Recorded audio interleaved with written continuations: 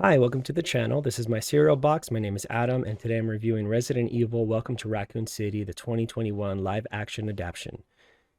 That is a lot to say.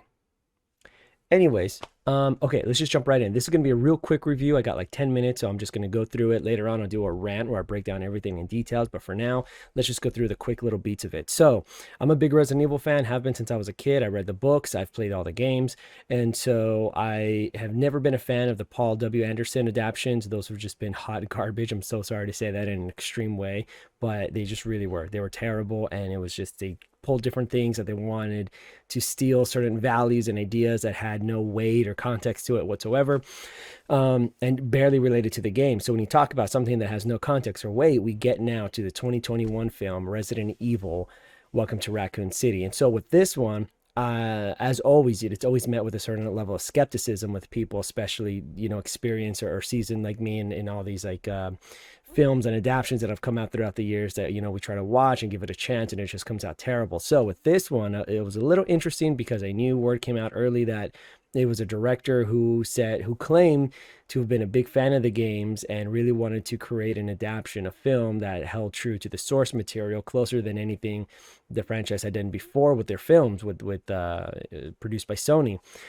And so I was willing to go ahead and give it a chance, but the second the trailer dropped, I knew that this thing was in for trouble because everything they seemed to blend, mesh, and mix pieces of Resident Evil 1 and 2. So what you get in the end when you actually get to this movie, this is the review part, is you get a movie that is confused, that has no identity, it doesn't know what it is, and it tries to write these characters, and it tries to create the sequence of events that are somehow supposed to be glued together through certain dialogue and scenes and transitions to try to glue and tape, piece together, edit this story that just really doesn't make sense, and these bridges that they try to build, showing like how they got from here and here, and why these two characters are here, and why this is happening and this is happening at the same time.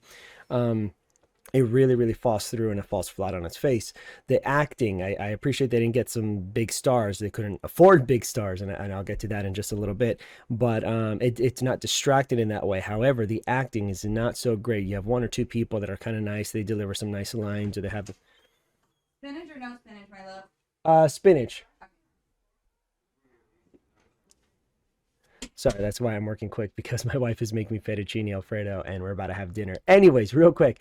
So it falls kind of flat. And so when it comes to production value, now this thing was marketed to be exclusive for the theaters and just the theaters alone and not streaming whatsoever, which this really should have been a streaming type of video. Even then, I don't think anybody still would have wanted to even give it a shot.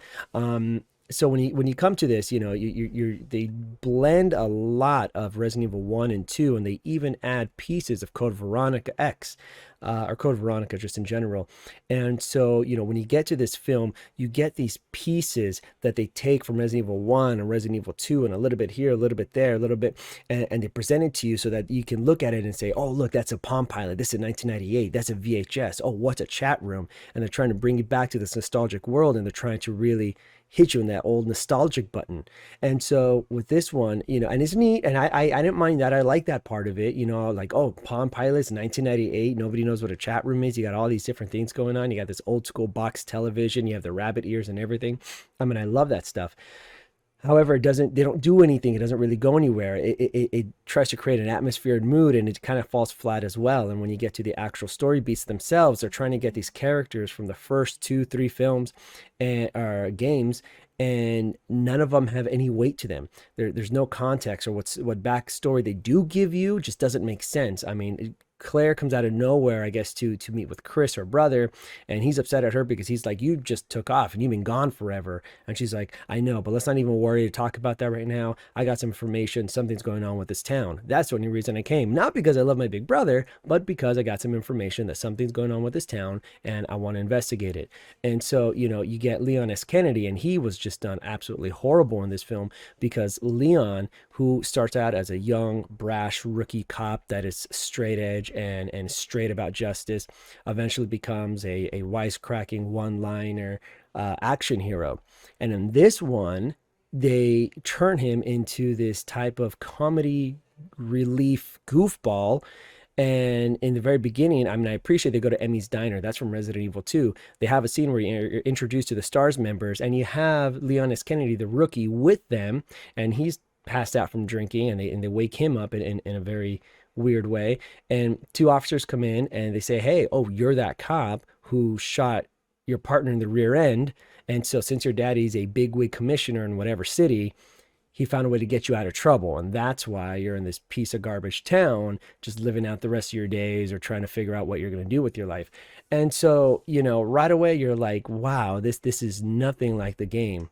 And so they take these characters and they change their backstories, and they put them in these situations, and they rush through it. The movie has this pace where it feels very rushed but slow at the same time. I mean, I was looking at my watch going like, how much more time is in this movie? Like, how much longer is it going to be? And at the same time, I would blink, or I would fade out for a second, and I would come back and be like, whoa, how did we get here?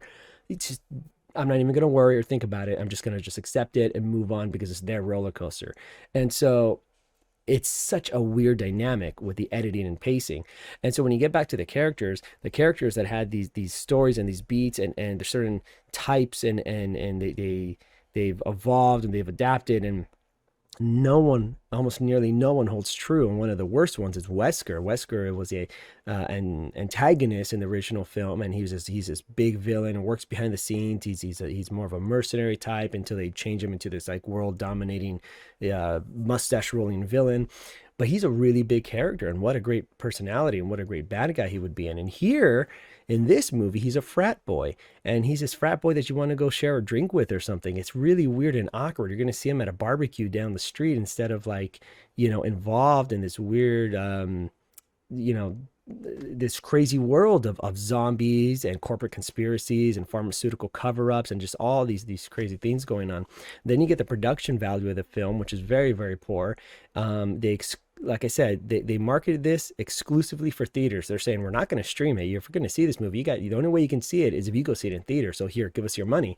So when you do that, you expect a certain level of production value, a certain level of quality, at least when it comes to the production, the cinema, the look, and of course the action, and the makeup, and the effects. And the graphics in this one look very, very poor. And so you get one liquor in the film, and he comes out in the orphanage instead of somewhere else. So they mix these locations, and they're just mixing these different values, and it doesn't look good. And they have characters like Lisa Trevor from the original remake 2002, and in this one they don't really explain her, and yet they try to make her like a victim, which in the original game she was a victim, and it was tragic, but she was still very much a monster. And in this one, she's more like a tragic, sad monster that's trying to do a little good because she has some weird connection with one of the main characters, Claire, from when they were a child, when Claire used to be at that orphanage that Lisa pretty much resides in. It gets very confusing. You kind of really have to know the games and your stuff before you go watch this movie, because you're not going to be able to understand or make any connections. I, as a super nerd, I'm able to pick up on everything and say, oh, look at that, they put in the RPD and the sign, and look at that sticker, and I got that line and that reference. But even I look at that going, but it doesn't make sense. I don't understand it. The itchy tasty part, I can go all day about that one, but there's no context, there's no weight. And so then you start asking questions like, my question is, why did you put that in the film? Why does that need to be there? It actually confuses me. Is the person itchy? Are they tasty? They show no signs. There's no connection between this dialogue you're trying to put out and the character, or their motive or intent, or any type of connection to them whatsoever. It's all just trying to tell you, hey, I played the first game, I liked it, look, I threw it in there, right? I played the second game, remember that one level? Yeah, it's right there. Or look at that character, or that color, or that background, or things are built to scale, and you're like, cool, I appreciate it, right on, that's awesome. But for a full production, you need to actually spend the entire time and money developing just one game. A hardcore fan like myself, or many, many others, could write an entire script to Resident Evil and make it phenomenal. But for whatever reason, Hollywood keeps missing the mark. And so when it comes to this one, it's marketed like a big budget horror action movie, and it looks terrible. The graphics look terrible. The makeup looks terrible. Monsters and zombies. Zombies. At one point, there's a monster that looks like most of the zombies look like they're mushroom-headed creatures. They don't look anything like zombies or shamble or shuffle anything like zombies, in my opinion. And when it comes to the makeup effects, there's a shot in the mansion where this zombie is hit. He turns around and he looks like he's wearing this big rubber mask, and they put a little bit of black to kind of blend the seams together. But he's wearing this big ugly mask, and it just looks hokey. It looks real cheesy, and it looks as a fan film that'd be really cool. Whoa, how did these guys do that? They should make their own movie someday. But as an actual Hollywood feature film, you're like, that's not the way to do it. That's not the way to do it. It doesn't do justice to the story, to the characters. They threw in a piece from Code Veronica that just doesn't make any sense in the movie, and even the line followed up by Claire to connect to that footage doesn't make any sense.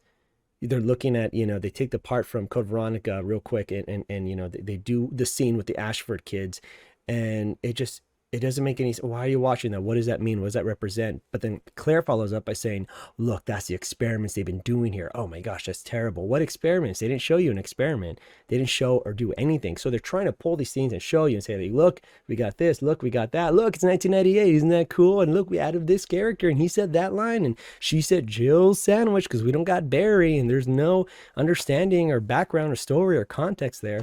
So ultimately, it's a huge letdown. It has this post-credit scene where they try to make Wesker. They give him the glasses and think, whoa, okay, because we brought you back to life and experimented and gave you this secret, zombie juice formula that brought you back to life. Oh, his eyes hurt. So, oh, he's like, my eyes hurt. And then, somebody gives him glasses and then he's like, whoa. And he dons the glasses and you think, whoa, you're supposed to feel like this is Wesker. But the entire time, this was a frat boy the entire time. Like, this doesn't make sense. And who's the person talking to him at the very end in the post-credit scene? Ada Wong. And you're like, Ada Wong is in this? Like, as a fan film, if somebody's doing kind of a weird, kind of funny, silly, independent kind of thing, hey, it's your own. Make it your own. That's different, cool. I could like it or I could not, but I appreciate, you really try to go for something here. But as an adaptation based on the first two Resident Evil films, where you really, really had the chance and opportunity to make something really, really good, this misses the mark on almost every level. And so you end up wasting your time going like, well, what did I watch? It was pointless, it was worthless, and it wasn't worth the money. It was better for them not to make it and have people try to experience the original game, the remakes of 1 and 2, the books. But why did you have to make this film? So this one fell flat. So for me, I'm going to give it a rating of, I don't do ratings, but if I had to give it a rating, I would do 3 out of 10. Lazy, sloppy, and honestly, I'm sure there's a lot of fans out there that could really bring something real good to the table, but until Hollywood gets its head straight, we're not going to see anything like that anytime soon. Anyways, thank you so much for listening to this super quick video review. I am going to do a follow-up video where I'm actually going to go and talk about the entire story from beginning to end, what I remember, and go over it, and then just kind of rant about a lot of different things and break it down into more detail. But until then, I'm just going to leave it quick, easy, and short here. If you like the video, feel free to put a like on it. You can subscribe if you want. I really don't mind. This is really just for me. I want to produce content. This is fun for me. This is just something I want to do for me and my channel. I'm happy with it. It makes me feel good. I get to talk about things that I enjoy. Even if I don't enjoy it, I don't enjoy this film based on a franchise or a property that I very much do enjoy. So that's kind of fun too. So thank you so much for watching. I appreciate it. That's it. God bless. Bye.